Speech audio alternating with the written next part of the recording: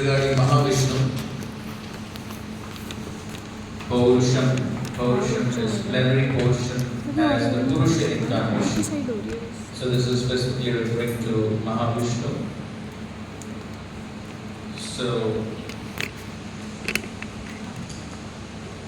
of course, the details about all these Purusha incarnations and how they function, everything will come on in the later cantos, the second and third cantos, but this is just a brief introduction to these three Purusha avatars.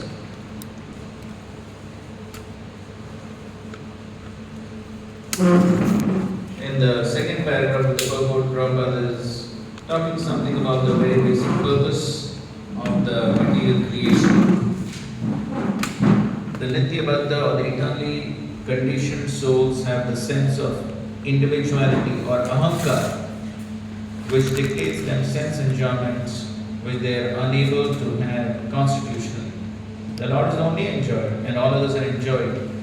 The living beings are predominated enjoyers. But the eternally conditioned souls, forgetful of this constitutional position, have strong aspirations to enjoy. The chance to enjoy matter is given to the conditioned souls in the material world, and side by side they are given the chance to understand their real constitutional position. Okay, so both things are available in this world, so there is a chance to enjoy also. At the same time, one can realize one's constitutional position. Those fortunate living entities who catch the truth and surrender under the lotus feet of Vasudeva, after many births in the material world, join the eternally liberated souls and thus are allowed to enter into the kingdom of God. And after this, such fortunate living entities need not come again within the occasional material creation. But those who cannot catch the constitutional truth are again merged into the Mahatattva at the time of the annihilation of the material creation. So when the creation is again set up, this Mahatattva is again set loose. So this is what happens by the influence of Mahavishnu. So Mahavishnu glances over the material elements in their avyakta state, in their unmanifest state, that is called as the Pradhan. And then when Mahavishnu glances, then everything becomes activated. Then there is the creation of the Ahankar, and then there are the three modes. And then by the combination of the three modes on the Ahankar, then all the various material elements are created. So that's what Prabhupada says. This Mahatattva contains all the ingredients of the material manifestations, including the conditioned souls. And primarily this Mahatattva is divided into 16 parts, namely the 5 gross material elements and the 11 working instruments on the senses. So which are these 11 working instruments? Karmendriyas, Jnanendriyas and mind. So this is what in the verse also it is said. Sambhutam Shodashakalam, Shodasha, 16 primary principles. So these are what are first created, and then of course the other things are created. And so this Mahatattva is like a cloud in the clear sky. In the spiritual sky, the effulgence of Brahman is spread all around, and the whole system is dazzling in spiritual light. The Mahatattva is assembled in some corner of the vast, unlimited spiritual sky, and the part which is thus covered by the Mahatattva is called as the material sky. This part of the spiritual sky called the Mahatattva is only an insignificant portion of the whole spiritual sky, and within this Mahatattva there are innumerable universes, and all these universes are collectively produced by Karandaksha Vishnu, called also the Mahavishnu, who simply throws his glance to impregnate the material sky. So through the various pores of Mahavishnu, unlimited universes come out. And then all these universes, they get all these material elements, all these material coverings, and then the next verse, what happens after that? Is there a difference between galaxy and the universe? What is galaxy? Galaxy is one living. There are many galaxies, as according to the science. There are many galaxies, but are we terming the galaxy as universe? I don't know. Okay. One, because as I understand, one Brahmand is one galaxy. See, somebody somewhere asked a similar question. Okay. Modern science is so-called science. Yes. The real science is in the Bhagavatam. Okay. So, the Bhagavatam does not speak anything about these galaxies and all this. Yes. So, this is all these so-called scientists with their very limited instruments, they're trying to understand. How can they understand? That's true. This is all millions and millions of miles away. How can they understand? And so it's all speculation, some calculations, this, that. The whole thing is speculation because there is no access to this information with their limited instruments. It is just not possible. And so therefore, Prabhupada always calls these scientists as Dr. Frog in the web. You know Dr. Frog? Yes. Just wanted to understand the terminology because Brahmand. That is their terminology. We have nothing to do with their terminology. All what we know is there are unlimited universes. Within each universe there are unlimited planets and unlimited living entities. That is what we know. Correct. So they may talk something.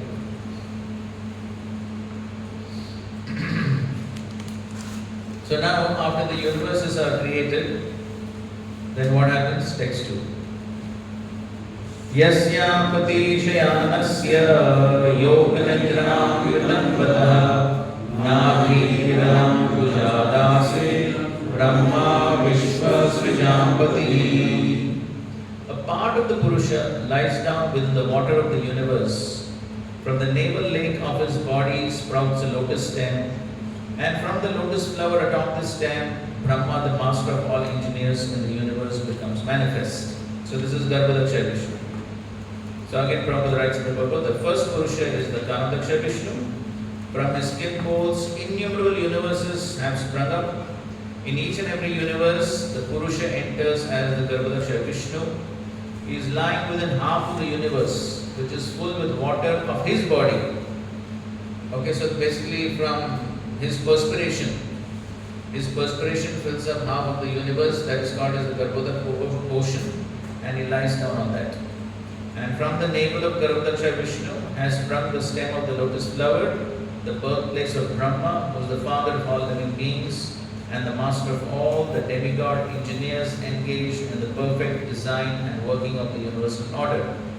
And within the stem of the lotus there are 14 divisions of planetary systems. And the earthly planets are situated in the middle. So of course there are the better planetary systems. The topmost planet is called Brahmaloka or Satyaloka. And downwards from the earthly planetary system, there are 7 lower planetary systems, inactive Asuras and similar materialistic living beings. And from Garbhodaksha Vishnu, there is the expansion of the Shirodaksha Vishnu, who is the collective Paramatma of all living beings. He is called Hari, and from him all incarnations within the universe are expanded. Okay.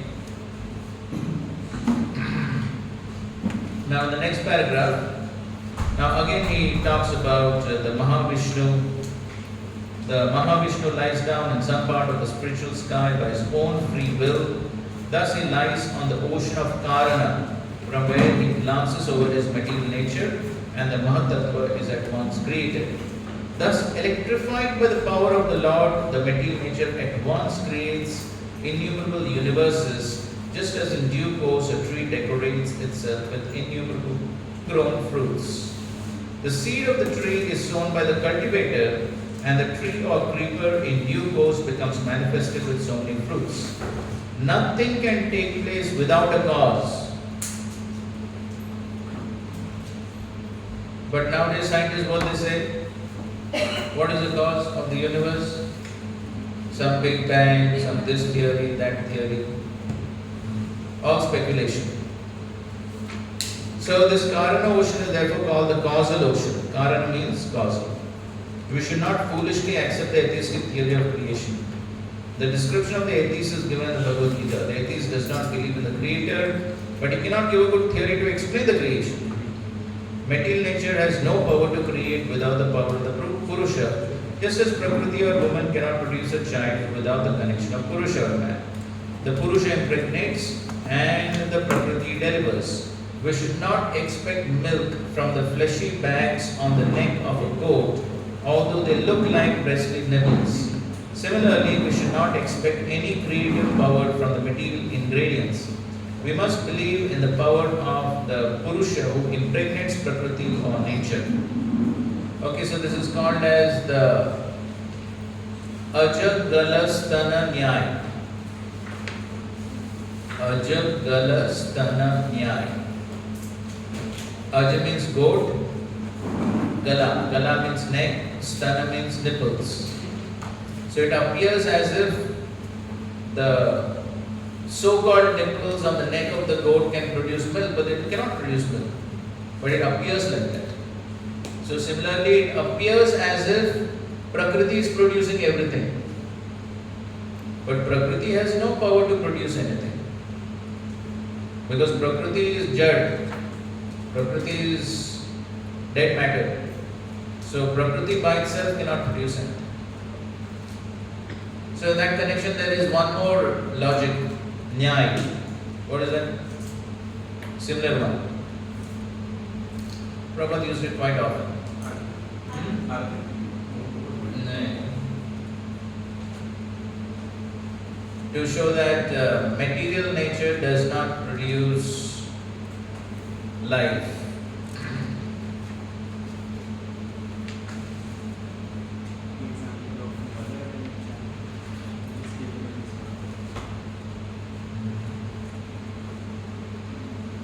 You heard of the analogy of the scorpions and the rice? Yes. So sometimes it appears as if scorpions are coming from the rice. But do scorpions come from rice? No. What is reality?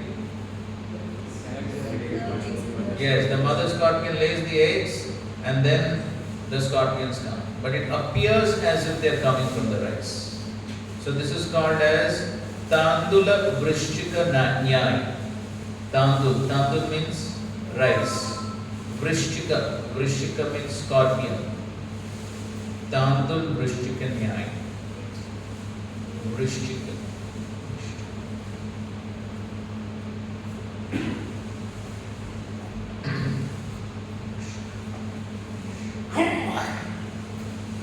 So this is so similarly, it appears as if material nature is producing everything, and so people say everything is coming from material nature, Prakriti.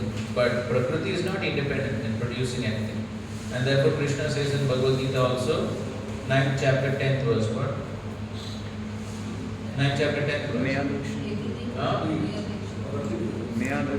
Yes, Maya Dyakshena Prakriti Suvidhi Characharam Hetunanena Kauntiya Jagat Viparivartate. So Krishna says, I am the Adyaksha, I am controlling Prakriti. Prakriti cannot do anything independently. Okay, so this is how there is first of all Mahavishnu, then there is Garbhodaksha Vishnu. From the navel of Garbhodaksha Vishnu, there is the on top of the lotus flower, on top of that lotus flower, Brahma is born, and then Brahma does the secondary creation. Okay. There's one chair here also.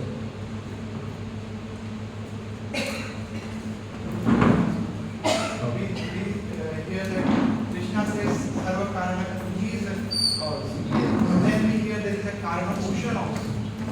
So how to understand? See, that's what it said over here, that Mahavishnu is only a plenary portion of Krishna. So he is also an expansion from Krishna only. Krishna is the origin. So in the Brahma Samhita it is said, Ekopyasau rachiyatam jagatanda kotishvashesha vasudhadi vibhuti vinnam tad brahma nishkala mananta mashesha bhutam govindamadi purusham tamaham bhajami. So here it said, Jagadanda Koti Svashesha Vasudhadi Vibhuti Tad Brahma Nishkala Ananta Ashesha Bhutam. There is one more verse. So this is also talking about Mahavishnu. From his skin poles, Ananta Koti Brahmandas are coming out. But this Mahavishnu is only a kala, is only a plenary portion of the Supreme Lord. So from the Supreme Lord all these incarnations come. So therefore Krishna is the cause of all these incarnations. See that? So therefore he is Sarva Karana Karana. So from him only Mahavishnu comes. So this Karana ocean, it's not a water ocean. Karana is some other element. No, it is first of all, it is in the spiritual sky. Okay. So therefore, it is said Karana Jal. It is said there is Jal there. So there is water. But then it's in the spiritual sky. It's on the boundary. It's on the boundary of the material sky and the spiritual sky. But it's considered to be the spiritual sky. Mahavishnu is Vishnu, so he doesn't come in direct contact with the material worlds. So that is the position of Mahavishnu. So even Mahavishnu's glance doesn't go directly on Prakriti. Even that glance goes via Lord Shiva and Parvati. So therefore sometimes Lord Shiva and Parvati are said to be the actual creators of this universe. And that's what is said in Brahma Samhita also. Shrishti Sthiti Pralaya Sadhana Shakti Reka Chaye Vayasya Bhuvanani Vibhakti Durga. So Shrishti, Sthiti, Pralaya, all these are done by Durga. But Durga is what? Chaya. She is only a shadow of the Supreme Lord. She can't do anything in it. But then yes, indirectly she is doing it. I have one more. It is mentioned that Buddha Vishnu is lying within the ocean. No, he is lying on the ocean. On the ocean. Yes, the That's the Garbhoda. context. Yes, it is lying on the Garbhoda. On the ocean. Yes. Okay, now text 3. यस्या वयव संस्थाने कल्पितो लोकविस्तरः तद्वै भगवतो रूपं विशुद्धं सत्त्वमूर्जितम्. It is believed that all the universal planetary systems are situated on the extensive body of the Purusha, but he has nothing to do with the created material ingredients.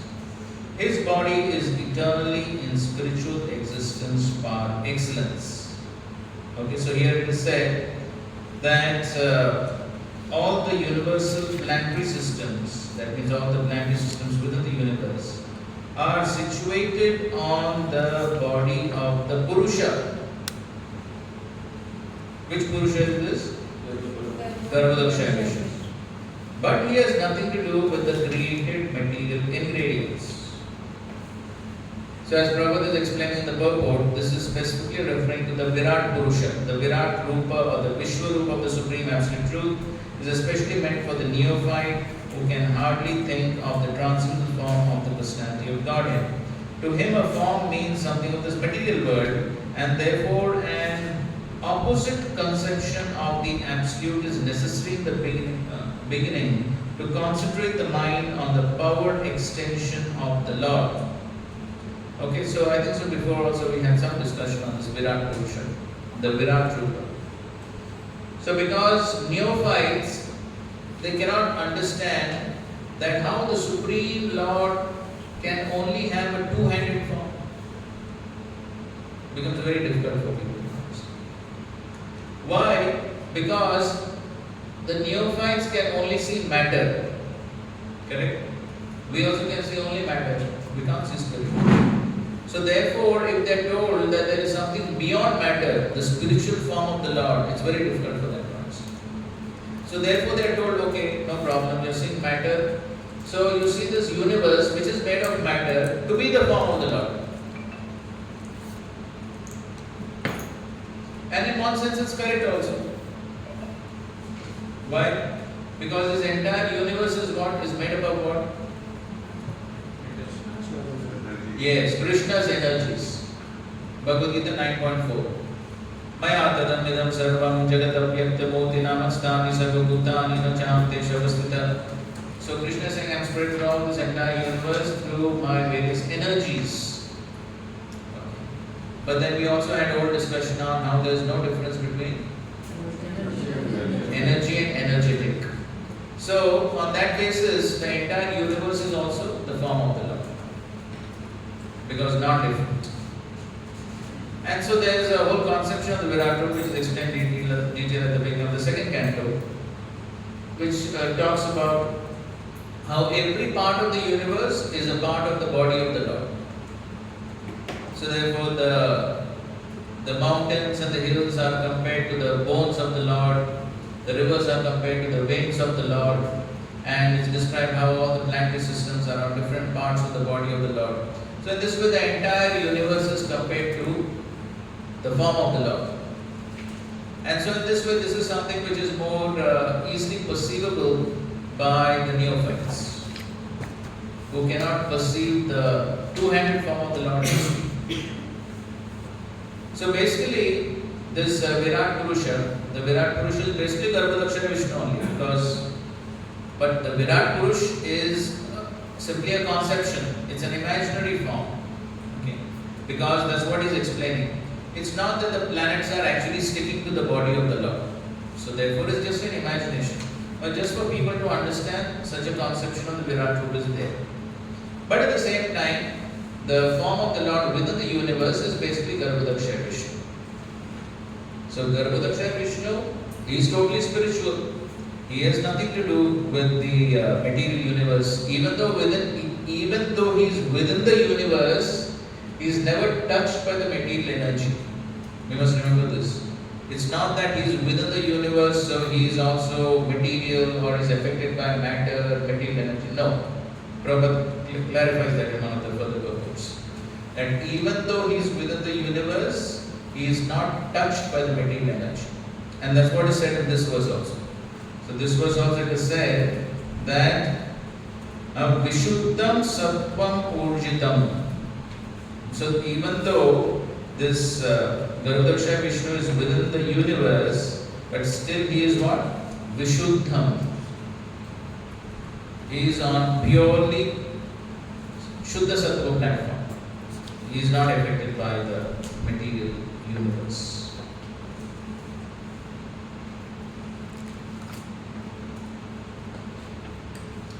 Is this clear?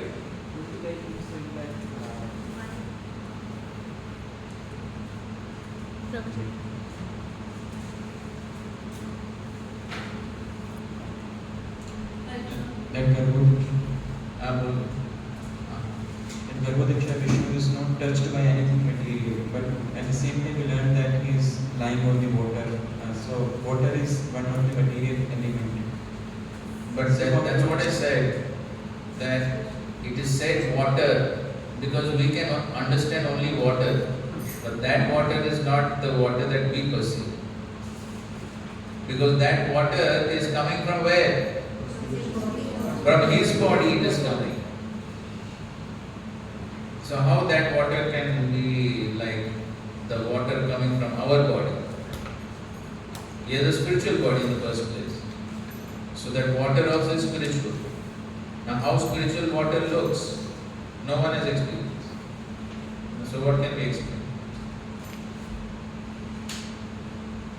And Prabhuji, sometimes like you said that in your fight generally tends to see things which he has experienced in this material world. Correct. Like when we hear about these things like the water is coming, it's a perspiration of Lord Vishnu.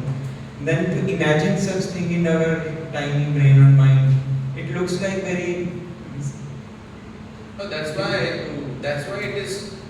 it is said in terms of what we can understand. So So therefore it is said perspiration, water, because we can understand these things. But still we have to understand it is spiritual. Thank you.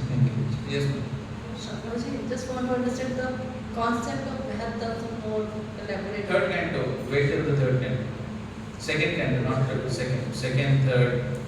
So much description of Mahatattva elements, you'll get saturated with it.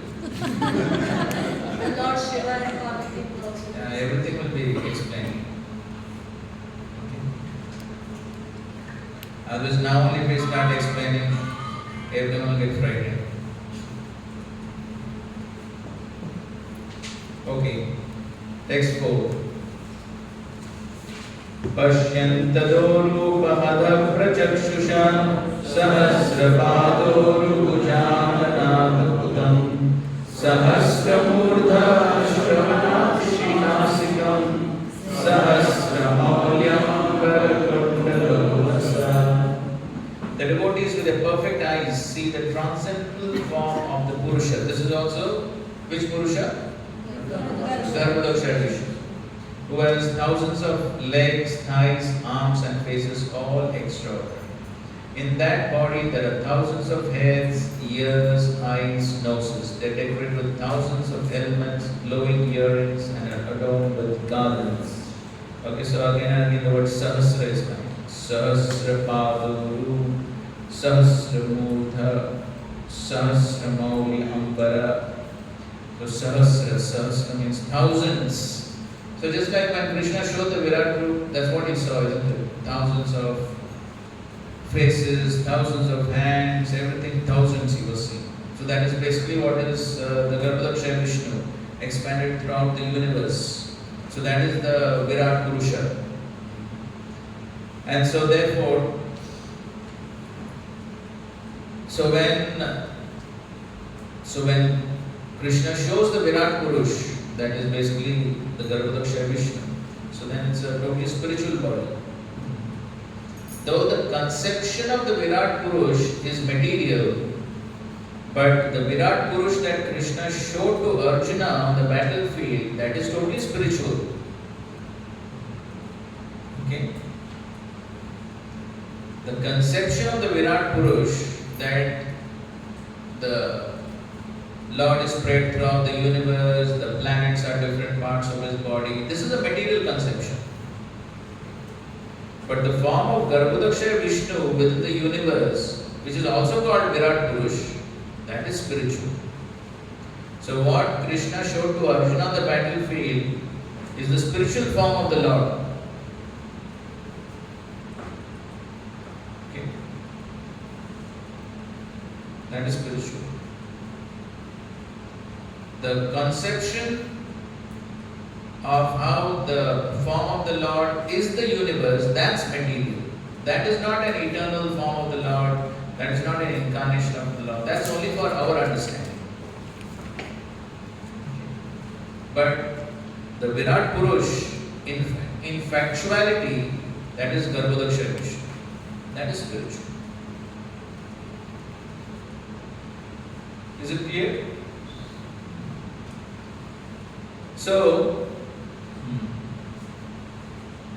So here we can see that, it just reminds me of something.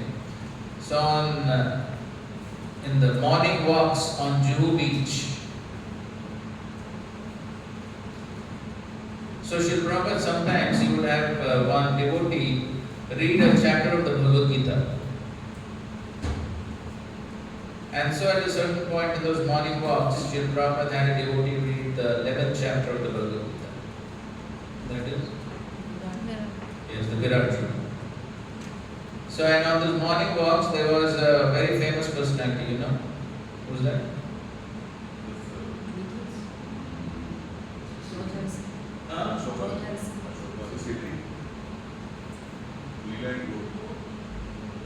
Dr. Patel.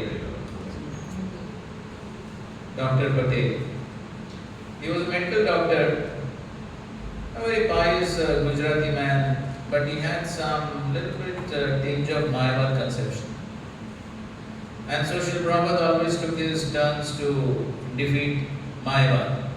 And if you hear those morning walks, sometimes you can see very heated arguments. Very heated arguments. Anybody heard those morning walks? You should hear it. If you want some fun in Krishna consciousness, you should hear it. So,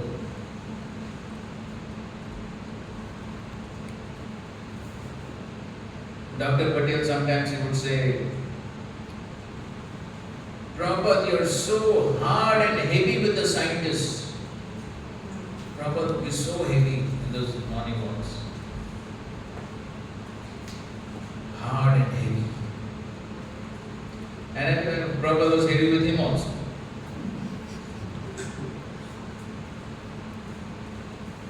At a certain point, the arguments became so heated up. Dr. Patel said, Prabhupada, from tomorrow I'm not coming.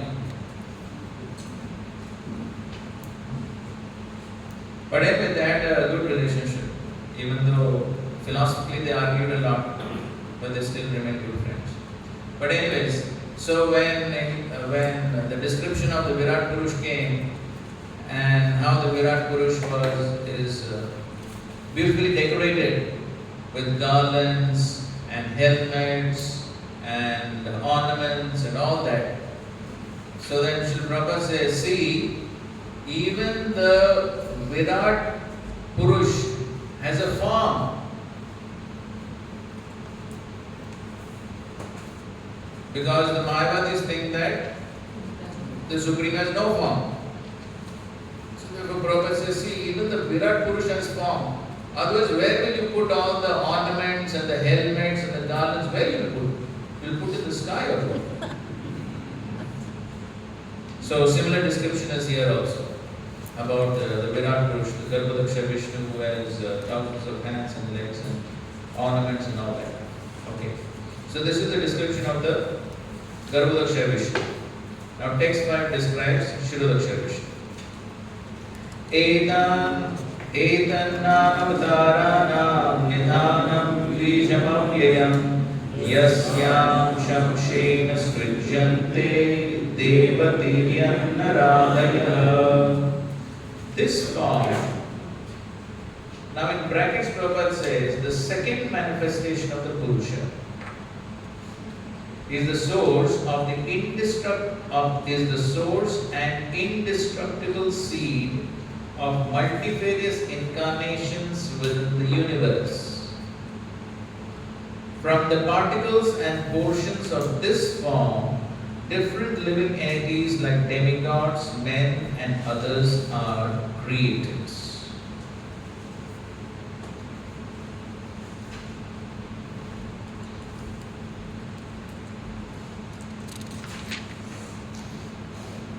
Okay. So this form, the second manifestation of Purusha, is the source and indestructible seed of multifarious incarnations. Etat nana avataranam nidhanam bijam avyayam. So this is referring to Kshirodaksha Vishnu. Kshirodaksha Vishnu is the source of the various incarnations within the material universe.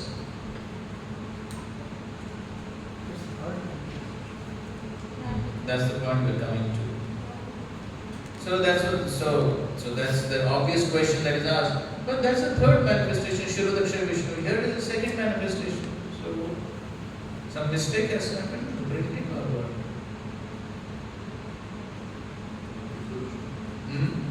Second manifestation of Purush of Karunasha Vishnu is the second manifestation. The first Purush is Karunasha Vishnu and Mahavishnu. And the first manifestation is Karunasha. The second is Yes, this could be one understanding. This could be one understanding. But if you see the Garbhodaksha Vishnu,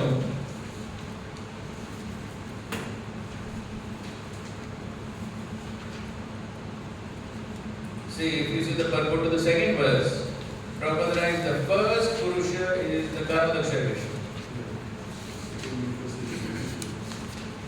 So the second manifestation of the Purusha means the second manifestation of Karmadaksha Vishnu. Yeah, that's also correct understanding. But another understanding is also this. Now at other places one may find that sometimes Shirodaksha Vishnu, Garbhodaksha Vishnu are used sort of interchangeably.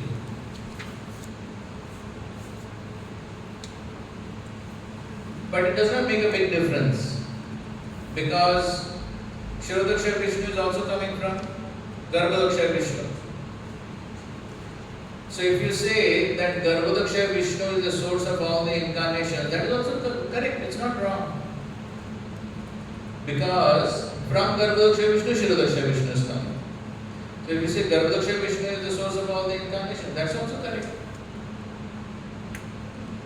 Because Garbhodaksha Vishnu, then Shirodaksha Vishnu, then from Shirodaksha Vishnu, all the incarnations descend into this material world, into this material universe.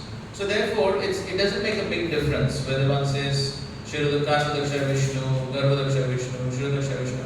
Ultimately, all of them are expansions from the Supreme Lord Himself. So therefore, sometimes even though they may be used a little bit interchangeably, not a big deal. So you can see in the initial part of the purport, Prabhupada is describing about Garbhodaksha Vishnu. Now see in this purport what Prabhupada said. The Purusha, after creating innumerable universes in the Mahad Tattva, entered in each of them as the second Purusha, Garbhodaksha Vishnu. Okay, so somebody may say, see here it is that second Purusha, Garbhodaksha Vishnu. So then what is it referring to? So in any case, so therefore sometimes things may be a little interchangeably used, but we should not get confused because ultimately one thing is coming from the other. So he filled half of the universe with water from his own perspiration and laid himself down on the same water. This water is called Garbhoda. Then from his navel, the stem of the lotus sprouted, and there was birth of Brahma. Okay, so all that is repeated. And then further down again, Prabhupada writes, this Garbhodaksha Vishnu is glorified in the Vedas, in the hymns of the Garbhastuti, which begin with the descriptions of the Lord as having thousands of heads, etc. So this is the Vishnu Sahasranam, and so all those stuti, that is called Garbhodaksha Vishnu. The Garbhodaksha Vishnu is the Lord of the universe, and then the second canto will see the Purusha Shukta prayers, that is also glorification of Garbhodaksha Vishnu. The Garbhodaksha Vishnu is the Lord of the universe, and although he appears to be lying within the universe, he is always transcendental. This also has already been explained.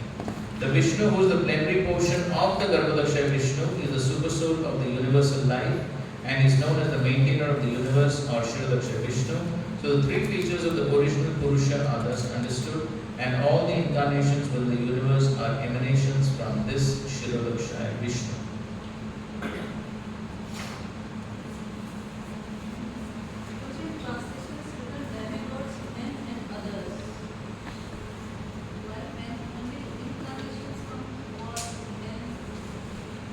Because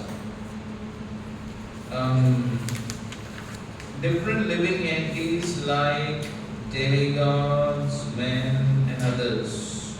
Because I think the reason is because see basically as Prabhupada says in the purport that Brahma, Vishnu and Shiva are incarnations of Garbhodaksha Vishnu. And then from Brahma all the living entities come. So in that context it is being said. So because even though they are coming, actually Brahma is only giving the bodies to all these various living entities. So from that viewpoint, so ultimately Vishnu is only responsible for everything. Brahma is only secondary creator. So yes. Was said earlier, occasional manifestation. This universe is, this material creation is occasional manifestation. Correct. So ultimately, at the time of pralaya, everything goes into that sense. Everyone is coming from. Yeah, that's also another understanding. So all the living entities are coming from Vishnu only. So they all enter in at the time of annihilation. All the living entities enter into Garbhodaksha Vishnu or Mahavishnu, and so at that time of creation all come from him. So from that viewpoint also, yes. So ultimately all the living entities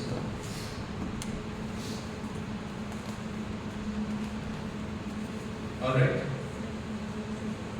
So now in the purport to this verse, Srila Prabhupada is describing the various avatars, various types of avatars.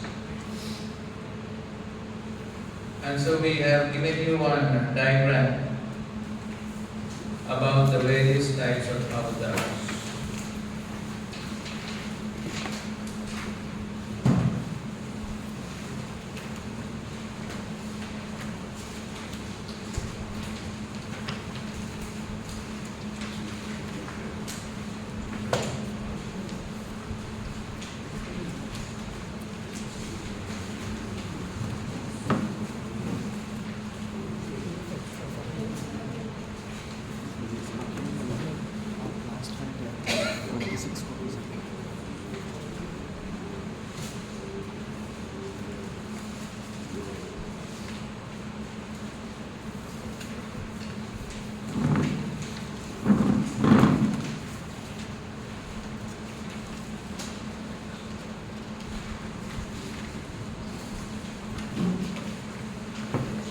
Okay.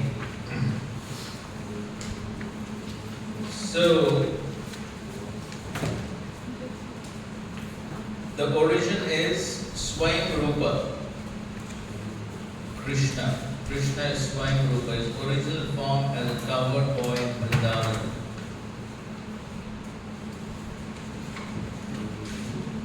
Okay, the covered boy in Vrindavan is the source of all the incarnations. So therefore it becomes difficult for people to believe. How can this covered boy be so profound? Even Brahma got bewildered. How this covered boy is God? But then that's a fact.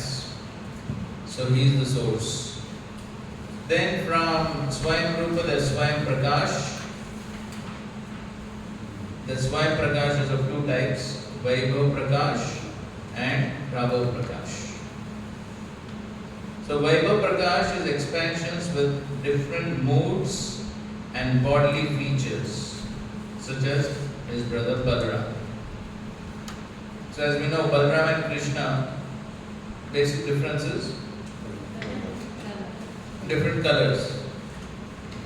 Balaram is colored out spring cloud and Krishna is colored out monsoon cloud. And there's different moods also. So Krishna is called as Sevya Bhagavan and Balaram is called as Sevak Bhagavan. Or as Prabhupada would sometimes say, Supreme Personality of Servitor Godheads. So Balaram is always in the mode of a servant. Even though he may be in the role of an elder brother in Krishna Leela, but still he is always trying to serve. And so we know he expands himself into, or rather he serves in all the five rasas. Correct? He serves in all the five rasas. So his mode is essentially as a servant. Now the other category is Prabhav Prakash. So expansions into multiple forms with the same features, such as in the Rasa dance and the palaces of Dwarka.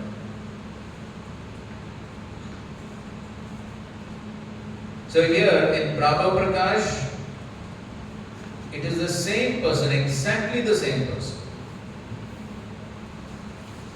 So in Vaibhav Prakash, there is some difference in the color, moods. But in Prabhav Prakash, same person expands into practically unlimited forms. Or of course, 16,108 forms. So now, before we proceed, so all this is being described by Lord Shri Chaitanya Mahaprabhu to Yes, Sanatana Goswami. In the 20th chapter of the Madhya Lila of the Chaitanya Charitamrita. So now we will see some verses from there.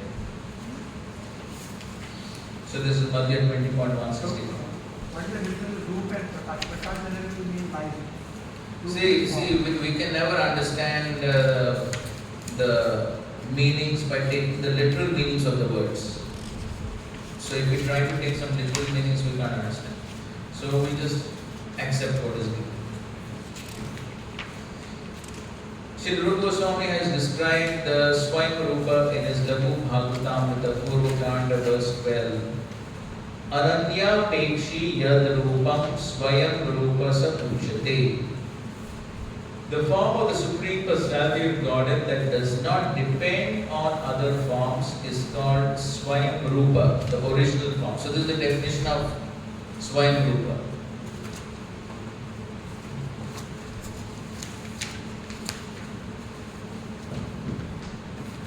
Is it there? Is it there? Yes. Okay, so this form, the Swayam Rupa form, does not depend on any other forms, totally independent, Swaras. So that's Swayam Rupa, the original form.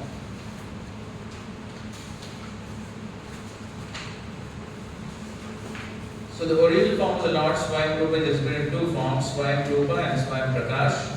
In his form as Swayam Rupa, Krishna loves us covered boy Vrindavan. So in his original form, Krishna manifests himself in two features, Prabhav and Vaibhav. He expands his one original form into many as he did during the last dance. When the Lord married 16,108 wives in Dwarka, he expanded himself into many forms.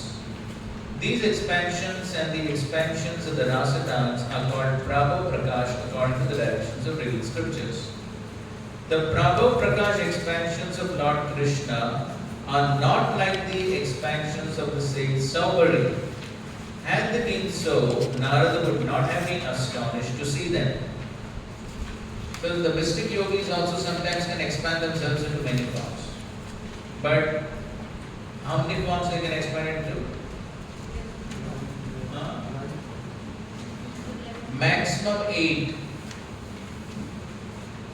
Maximum 8. And Prabhupada writes this in the teachings of Lord Chaitanya. We're going to read some things from there also. So there he explains that these forms, when the yogi expands into, are just like reflections of the original form. You know reflection? Just like you see reflection of your face in the mirror. So, if you see your own reflection, so then that reflection, can the reflection do something different from the original form? No. The reflection has to do exactly the same thing what the original form does. So that's how the yogi expands. So first of all he expands into maximum 8 forms, and all those forms are like reflections. That means what? They can do only the same things which the original form does. Nothing different. But when Narad Muni went to the 16,108 palaces, what he saw? Yes. Krishna is doing different activities in different palaces. And that was so astonishing to Narad. And so, even though it is same Krishna who expanded, but still each form behaves like a different form. So Narad Muni was going from one palace to the other, and in each palace Krishna would welcome him as if he is welcoming him for the first time. As if he is a different person. So this only Krishna can do. Nobody else can. So therefore Narad Muni was astonished. And then it is described that how in the morning when Krishna would go to the Sudharma assembly hall, then all these 16,108 forms would merge into one form. And then one Krishna would go to the assembly hall. And then when he would return, then again that one Krishna would expand 16,000 again. So though it is one Krishna who expanded, but still each form behaves like a separate individual. So this is the Prabhu Prakash forms of Krishna.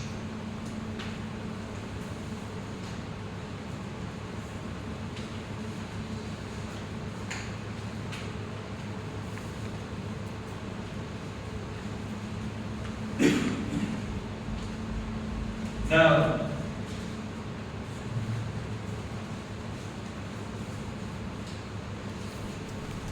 okay, same thing. The first manifestation, the Vaibhav feature of Krishna is Sri Balramji. Sri Balram and Krishna have different bodily colors, but otherwise Sri Balram is equal to Krishna on respect. Now, another example he gives of Vaibhav Prakash is the son of Devaki. He sometimes has 2 hands and sometimes 4 hands. Correct? Son of Devaki. When he appears, in what form he appears? 4 hands. And then on the request of Devaki, changes to 2 hands. So if he says when the Lord is 2-handed, he is called Vaibhav Prakash, and when he is 4-handed, he is called Prabhu Prakash. So this is specifically in connection to the son of Devaki. So when he is 2-handed, Vaibhav Prakash, 4-handed, Prabhu Prakash. And then he says in his original form, the Lord dresses like a cowherd boy and thinks himself one. When he appears as Vasudev, the son of Vasudeva and Devaki, his dress and consciousness are those of a Kshatriya, a warrior. So it is same person, but then the consciousness is different. So one is consciousness of cowherd boy, another is consciousness of Kshatriya. 400 should be Vaibhav.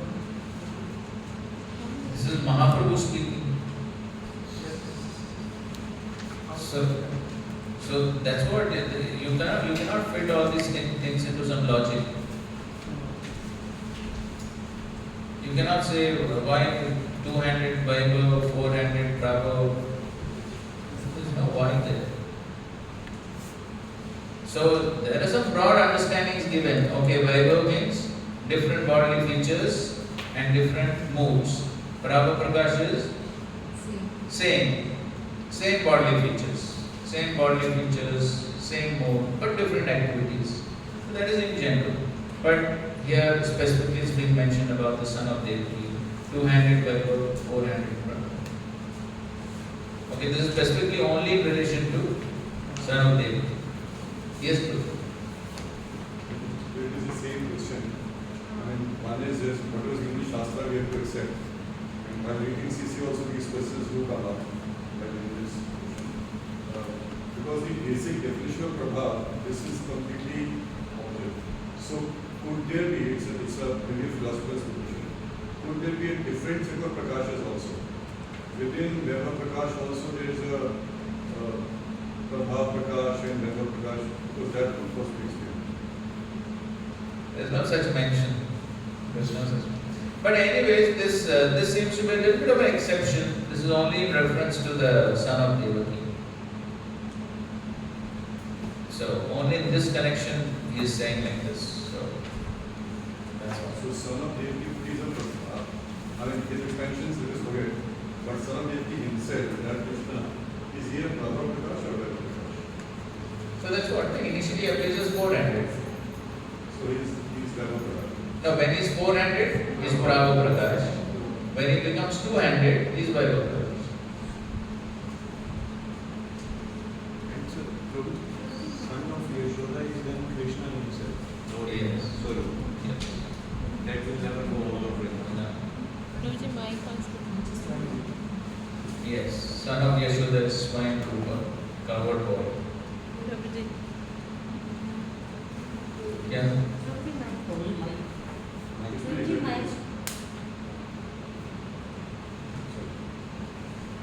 That's what. Here it is said, an example of Vaibhav Prakash is the son of Devaki. So that Krishna is Vaibhav Prakash because he appeared in 4-arm form.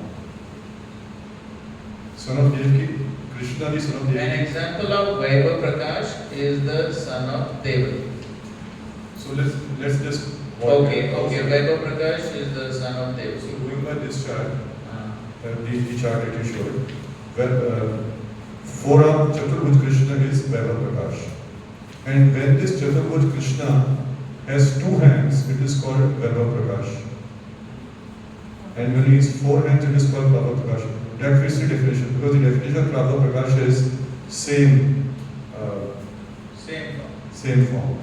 So that way it fits. So which means that within Vaibhav Prakash also there is Prabha Prakash and Vaibhav Prakash. Because the original Devki Putra is forearmed and he is Vaibhav Prakash. But is this 4 and it is Prabhu? No, 20.175. An example of Vaibhav Prakash is the son of Devki. So his existence is, his constitutional position is Vaibhav Prakash. And further when he is expanding, so when he expands, now going by the definition, when the expansion is the same as the original, it is called Prabha Prakash. So when that Chaturbhuj Devki Putra is expanding as forearm, it is called Prabha Prakash. Because that's the definition of Prabha Prakash. And when he is changing his form from forearm to two arm, that is called Prabha Prakash. So, I mean, we could take it that way. We could take it, but it's not explicitly mentioned. And but that's one special case. I mean, whatever, we leave it to that. So in Brahma Mohan Leela, Krishna expanded himself in different forms. All Vishnu forms. Yes, Prabhu. So should we consider those forms in the Vaibhav Prakash or no? Because there he is in different bodily features and he is behaving differently in different moods. As per the category of the. So Krishna is expanding into all the Vishnu forms. He's expanding as Vishnu forms. So that's a different bodily feature altogether. That would be Vaibhav Prakash. By definition, yes. He also form of covered boys, cars. So that's Krishna is expanding himself in the form of covered boys. So it's Expanded into all forms. Not only Vishnu forms, he also expanded. But see, when he expanded as the cowherd boys, calves, so there it is Krishna only, basically. It's not that Krishna is changing his form. Of course, he is manifesting as all those cowherd boys and calves. But then when he showed to Brahma, then yes, then they're all Vishnu forms. So in any case, there's no need to get into too much analysis. We simply have to understand that Krishna is source of all incarnations.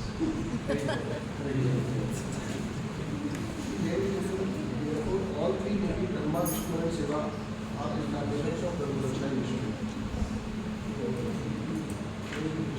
Okay, we'll come to those are guna avatars. We'll come to that later. actually sometimes if you read Chaitanya Charitamrita, it becomes too juicy, but then you come to the climax because it has too Whatever we can understand, we try to understand. Okay, the next is Tadegatma Rupa forms. Are also described in the Laghu Bhagavatamrita Purva Kanda verse 14. Yad Rupam Tad Abhedena Swarupena Virajati Akrityadivir Anyadrik Satadegatma Rupaka. The Tadegatma Rupa forms exist simultaneously with the Swayam Rupa form and are not different.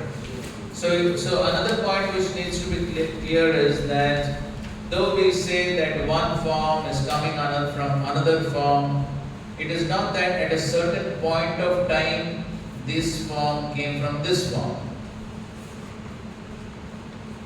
All forms are always present. Correct? So just like we say, Balram is the first expansion of Krishna.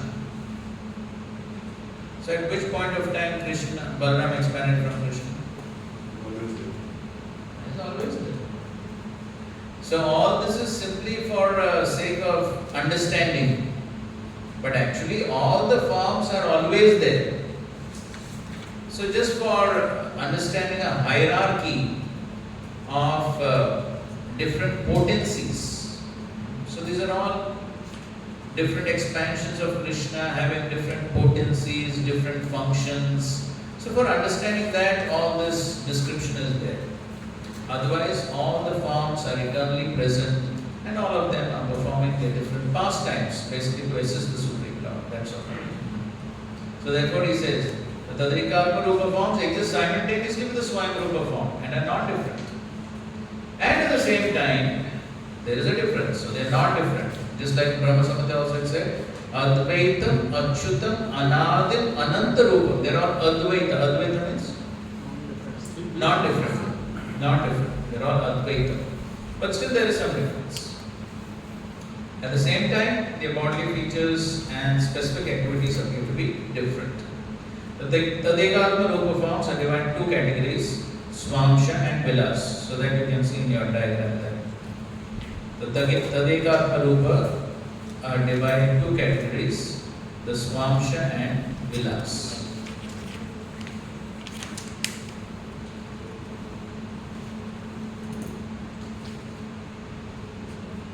Prabhuji, what is the difference in Vaibhav Prakash and the Mekanaru? Because both have different moods and bodily features. So see, so basically here as it is shown, from Balaram all these other incarnations they come. So from Balaram there is all these various Vishnu forms, the Swamshas, there is the various avatars. So all of them are coming from Balaram. So as we see here, the Vilas forms. So the Vilas forms are various Vishnu forms. So they're different from Balaram, isn't it? So Vaibhav Prakash is Balaram, and then from him come all these various other incarnations. Tadekatma Rupa is synonym of Vaibhav. No difference between them. Vilas and Swams is understood there are two different categories. But if Tadekatma Rupa and Vaibhav Prakash seem to be same, kind of synonymous. Not exactly. So they're basically expansions of Balaram. So these two are, so both the Vilas forms and the Swamsha forms come under the category of Tadekatma Rupa. Who is an expansion of Yes, who are an expansion of Balaram.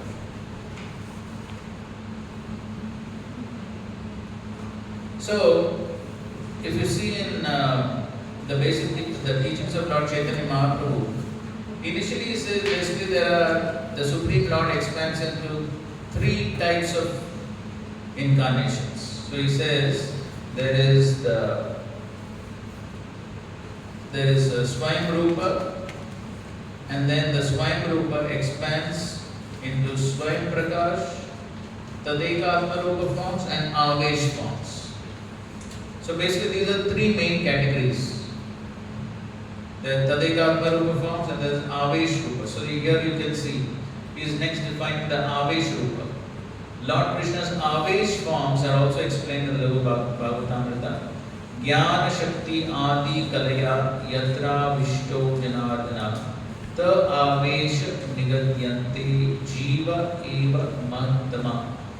A living entity who is specifically empowered by the Lord with knowledge or strength is technically called as Avesh Rupa.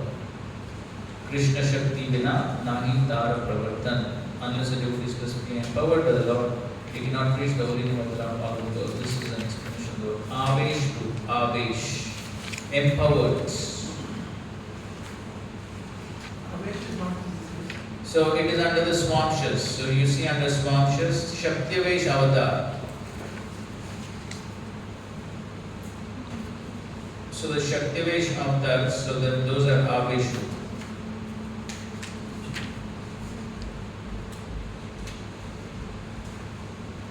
So the Shaktivesh avatars of two categories. There's avatar, living entities who are directly empowered by the Lord, and there are vibhutis. Vibhutis means one particular opulence some jiva may have. And within the category of the avatars here, so both are there. So some of the Shaktivesh avatars are the Lord himself or expansions of the Lord, and some are jivas who are empowered. So some are Sakshat Bhagavan and some are jivas. So just like within the category of these avatars, you also find Shesha and Ananta. So these are expansions of the Lord himself. They come under the category of Bhagavan. But the others are jivas, the Kumaras, Narada, Brahma, Prithu, Parshram, all these are jivas.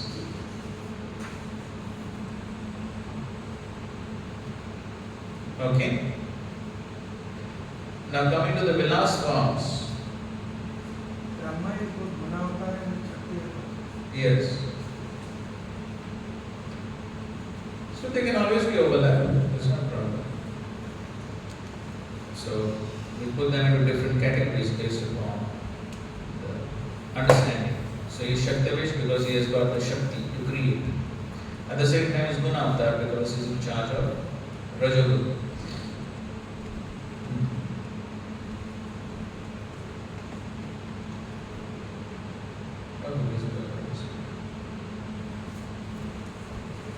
Okay, now coming to Vilas Vigrahas.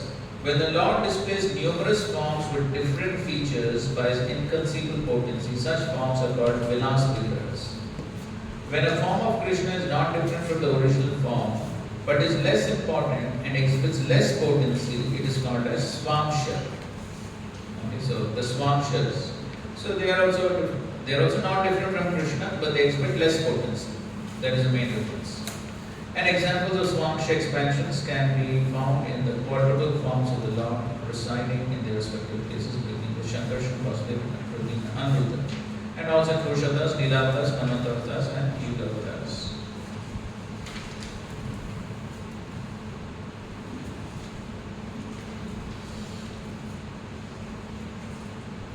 Okay, so anyway, so now if you see in your the diagram that you have, so you see the Vilas forms. The Vilas forms are basically four-armed Vishnu forms expanded in Vaikuntha, and they're expanded from Balaram basically. Okay. Then there is Prabha Vilas, which is the first quadruple expansion, Vasudeva, Shankarshan, Pradyumna, and Buddha. And then there is a Vaibhav Vilas, which is the second set of Chaturvya forms, residing over the four directions. So there is the first Chaturvyuha, Vasudeva, Shankarshan, Pradyumna, and Buddha. So then it is said that from the Shankarshan of the first Chaturvyuha there is Narayan, then from Narayan there is the second Chaturvyuha, and the second Chaturvyuha, each of them expands into three.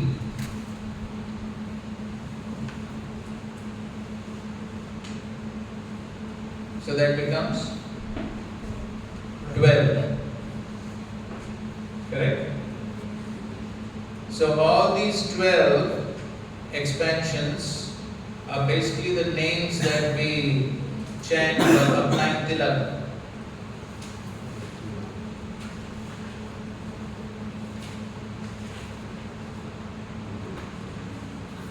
Correct?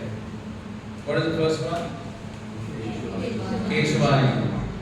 So Keshav, then Narayan, then Madhav, Govinda, Vishnu, then Madhusudan, Trivikram, Vaman,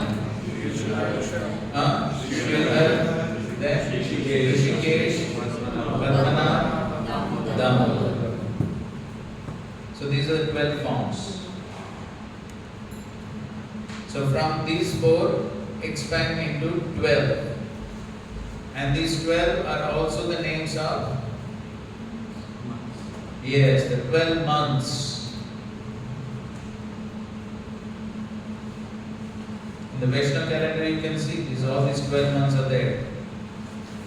And at the end we have Damodar month. Correct? But we must remember that this Damodar is expansion of what? This Chaturvyuha. These are all Vishnu forms. So this Damodar has nothing to do with the Damodar Leela.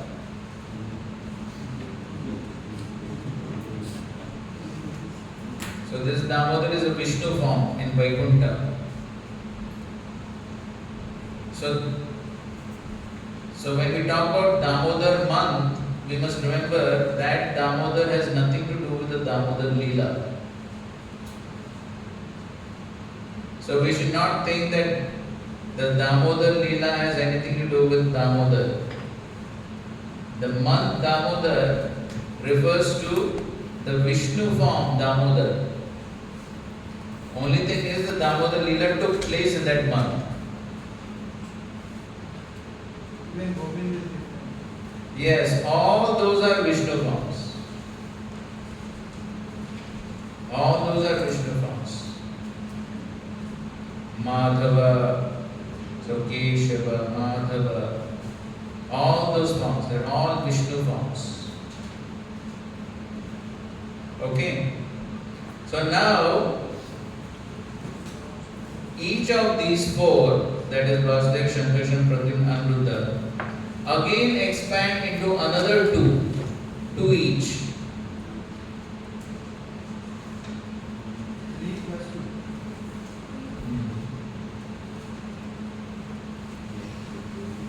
2. So 4 expands 3 from each, that becomes 12. And then again each one of them expands into 2.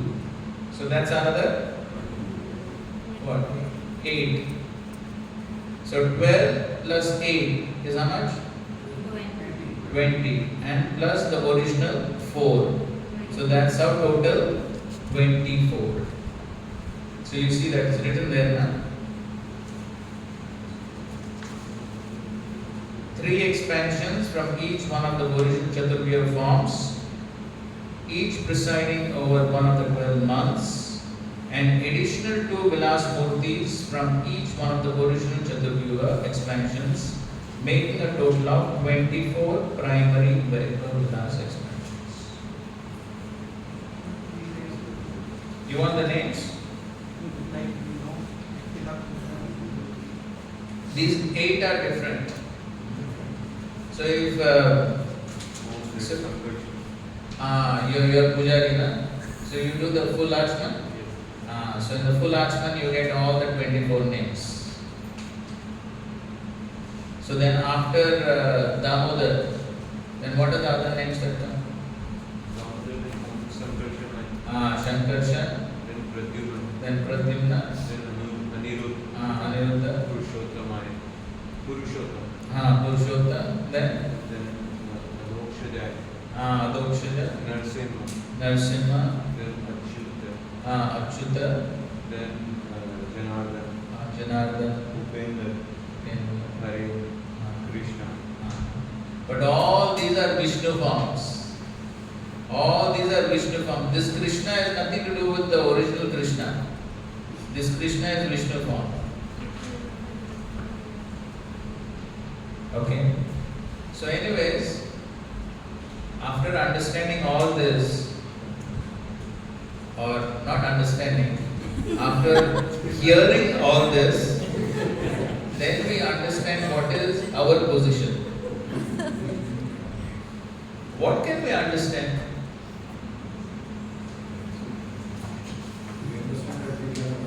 Exactly. That is the perfect understanding. And this is only a insignificant sample Otherwise, how many incarnations of the Lord are there? Powerful. Unlimited. Unlimited. We are only studying what? How many? So few, hardly anything. Unlimited incarnations, like waves of the river. So then what is there to be proud of? We are so insignificant. So that is why we should read all this. Then by reading all this, at least we'll become a little humble. Otherwise we'll be thinking, I'm so great, I know so many things. Then you read this, then one will understand how much do we know and how much can we understand. See, we understood that we cannot understand this. Good, if you understood that much, that's good enough. So, Guruji, my point is, personally, I have a tendency to skip reading this because it like. That is why we cannot skip. We cannot skip. Then why do you think the Vyasadeva is, why he wrote all this? Because probably, like, surely he was able to understand all this, but. Now, he is God. He is God. Why he cannot understand? No, like, he can understand, but I cannot understand it. So, it is like, okay, I read it once and I. So Vyasadeva is writing this for Kali Yuga people only. Huh? Brahma also said the same thing, that when the second canto was offering his prayer, then he said, Even Brahma cannot understand. Brahma also says that even though he is the creator, he also cannot understand all these things. Therefore, then somebody may say, what is the purpose of all this? Better to skip the chapter, correct? Some will be very happy with this. especially in the second category. This is only the beginning. This is only the beginning. When you go to second canto, third canto, then such amazing descriptions are there. Prabhupada also asked to study 6 to 9. So what is the purpose of all this? For especially Kali Yuga Jivas? Only purification. That is the point. Purification. So by trying to understand, we are purifying our intelligence. At the end of Bhagavad Gita, Krishna says that, isn't it?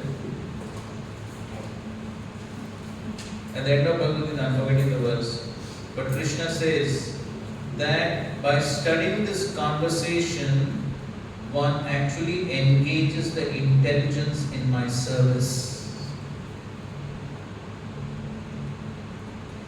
So this is the purpose. If we don't engage the intelligence to study this, then we'll engage it somewhere else. So at least try to engage the intelligence in trying to understand. We cannot understand. There's no question of understanding. At least trying to understand. At least trying to learn something. So that's how our intelligence gets engaged in Krishna's service, and that's how our intelligence will get purified. Now our intelligence is contaminated with so much nonsense. Now till now we have been using intelligence for what? Studying physics, chemistry, mathematics, all material subject matters. Correct? Now people are complaining that they have to study this. Now in schools and colleges, how much do you study? Yes. In chemistry, how much you study that all those chemical elements and their characteristics, Periodic table. periodic table. Then how much do you sit and memorize all those things, correct? Then in comparison to that, how much is this?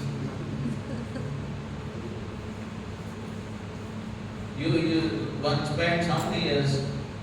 10 years in school, then college. So many years one spends to study all that. Now we are telling you, just study this much, oh, this is too much. Just why then? Why one studies all that? Huh? We understand. Like we study at school so that we can earn money. So that we can earn money and enjoy. Sense that.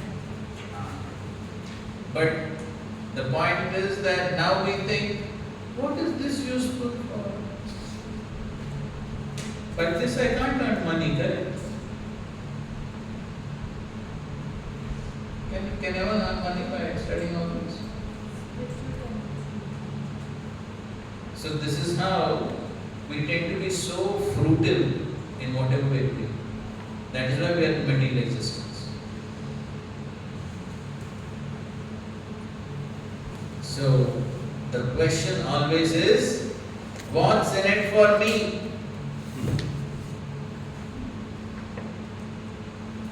So nobody thinks about purification, Krishna's pleasure, spiritual master's pleasure. Prabhupada has taken so much trouble to write all this, so at least let us try to read it at least.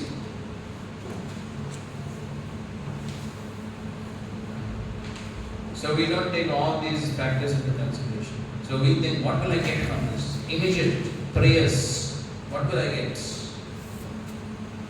No. Spiritual life is not about getting something, earning something. No. This point we clarified right at the beginning. That we are studying the scriptures only for what? Purification and pleasure of? Yes, pleasure of Guru and Krishna. Srila Prabhupada wanted us to read these books, therefore we are making an attempt to read them. That's all.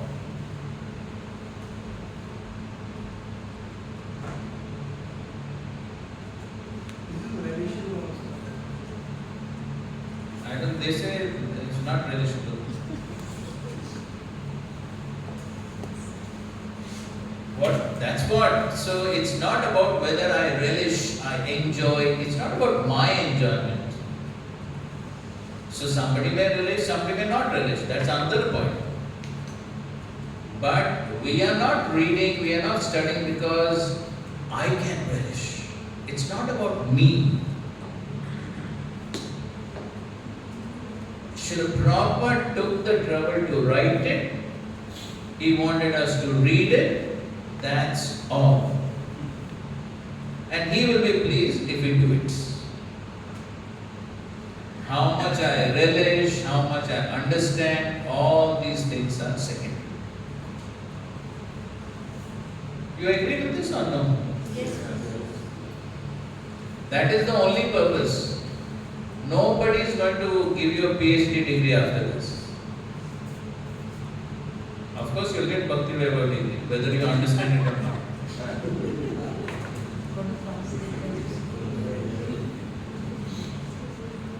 And don't worry, as far as the exam is concerned, nobody will ask you all this. So if you're worried about the exam, you can relax. But we have to understand the main purpose why we are reading all this is because who spoke all this? Who spoke all this? Chaitanya Mahaprabhu has spoken. Chaitanya Mahaprabhu has spoken this. Vyasadeva has written this. Prabhupada has written purports to it. Now they took all this trouble and we just can't read it at least. At least we can read it. How much we understand? We will try to understand how much. Yes, ma'am. There was one statement we have just read. It's Madhya 20.184. It's written here, Swansha. When a form of Krishna is not different from the original form, but is less important and exhibits less positive tendency. It is called Swansha. Correct. An example of Swansha expansion can be called a quadruple form of the Lord, but we have just done its Vilas form. See, that's why, see, basically, when you talk of Swamsha, what does Swamsha mean? Swamsha means immediate expansion of the Lord. So all Vishnu form, Vishnu Tattva, all Vishnu Tattvas are in general called what? Swamshas. The basic category of the two forms of the Supreme Lord are what? Swamshas and Vibhinnamshas. Swamshas are all the Vishnu category. Vibhinnamshas are Jiva category. Correct? So therefore, all these Shankarshan, Pradyumna, Buddha, who are they? They are all Vishnu forms. So they are all Swamshas. And so therefore he puts everything in that category. And then he also says, and also Purusha Avtaras, Lila Avtaras, and Brahma Avtaras. So all of that he is putting under the category of Swamshas. Because they are all various expansions. Vishnu Tattva. They are all Vishnu. But translates planary expansion. Why what planary is used? Portion we can understand. Planary, same plane of how it was. Lenary. Remember dictionary meaning? Lenary. In the same plane. No, see the dictionary meaning.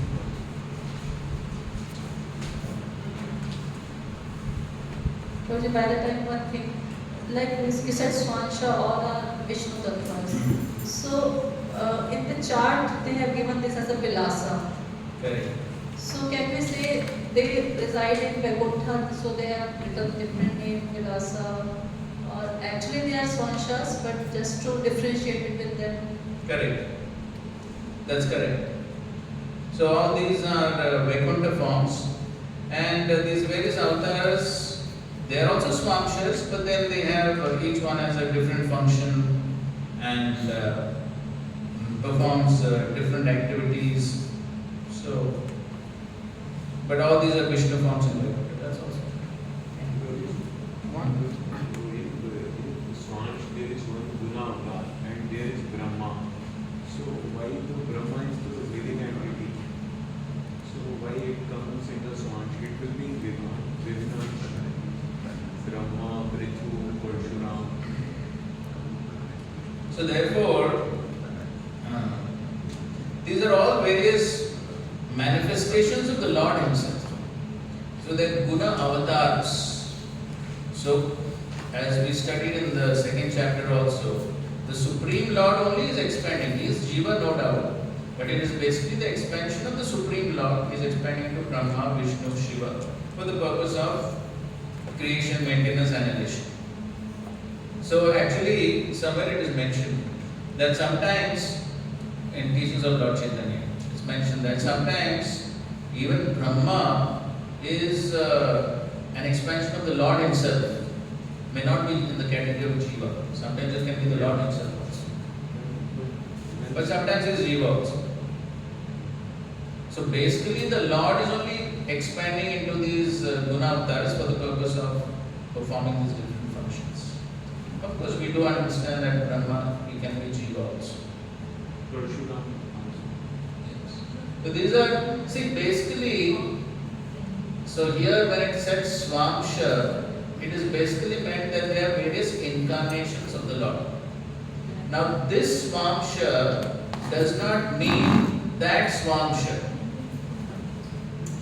So when we talk of that Swamsha, then we talk about Vishnu Tattva. Vishnu Tattva, Jiva Tattva. Now this Swamsha that is referred to here is only referring to various incarnations. Yes. So this is in a slightly different context than that Swamsha. Like the Atma is Atma, body. Yes, correct. The word Atma can have so many different meanings. In Yuga avatar, Satya, white and Treta red.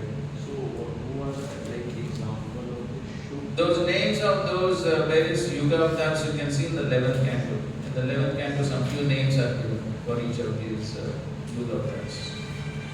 Prabhuji read it so many times but couldn't find what is white. It is Yagya, red is Yagya, but white. That's what I don't remember right now. You can refer to the 11th canto. There various names are given for these Yuga avatars. So what is plenary? Yeah, absolute. Although the adjective plenary can be used to describe anything that is full or complete. Okay, plenary can be used to describe anything that is full or complete in all respects. So plenary portion, that means it is almost complete, or portion of the plenary portion. Now Prabhupada gives a nice analogy for us to understand. Very down to earth example Prabhupada gives.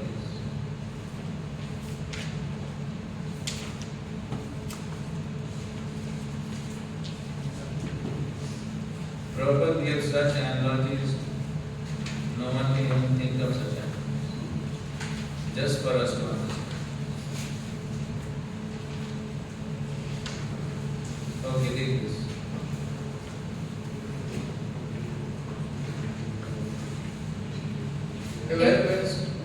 Read it. In this way, as you have learned from previous verses, many thousands of expansions. We are also expansion, but we are separated expansion, living entities. Swansha Vivenansha. Swansha. Just like my hand is a part and parcel of my body, direct expansion. And from the hands there are so many hairs. They are also from the hand, just as my head. And from the head there are so many hairs. So they are also expansion. But they are separated expansion. I can cut my hair, but I cannot cut my throat. So Prabhupada is giving this example to explain plenary portion of the plenary portion. So some understanding for us to understand is giving some example like this. So of course it's not so easy to say, but just for our understanding he is giving an example. So that's the meaning of it. So basically, in reality, what it basically means is it's all based upon the potency. So those who are immediate expansions, they have more potency. Those who are portions of the portion, swamsha, kala. Kala means portion of the portion. So that means even less potency. So it's all, the classification is based on how much potency in relation to the Supreme. That is how it's. Okay.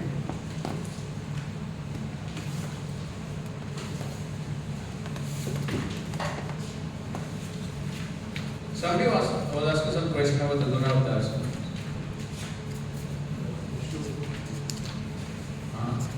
Therefore, all three religions, Brahma, Vishnu, incarnations of Garuda Vishnu. Yes, all are incarnations of Garuda Vishnu, because from Garuda Vishnu Brahma comes. And then, of course, Vishnu is Vishnu, already there. And then Shiva also comes from Brahma, at least in the material world. Of course, one Shiva is eternal. But then in the material world, the Rudras, they come from Brahma, isn't it? When Brahma gets angry, then from in between his eyebrows, Rudra is born, the material world. Not the difference of the Lord Shiva and the So basically the expansions of Lord Shiva only, but they act in the material world. So Lord Shiva always remains in Lord Shiva, Sadashiva remains in his abode, which is almost like the spiritual world. It's not exactly spiritual, but it's almost like the spiritual world. But the Rudras function in the material world for destruction of the material world. Alright? Okay, that's enough discussion on this. You want some more details, then you can read teachings of Lord Chaitanya also. You can find some more details, and if you can figure out something, that's good. But all these 24 names, so from Vasudev, Shankarshan, Pradyumna, Anuruddha, which are the specific expansions from each of them. So all those details you'll find in teachings of Lord Chaitanya. If you want those details, you can refer to that. Okay. Okay, fine. So time for a break. Okay, so I'm sure everyone is tired with this very complicated discussion. So you can relax and we'll study something which is more simple. Hare Krishna.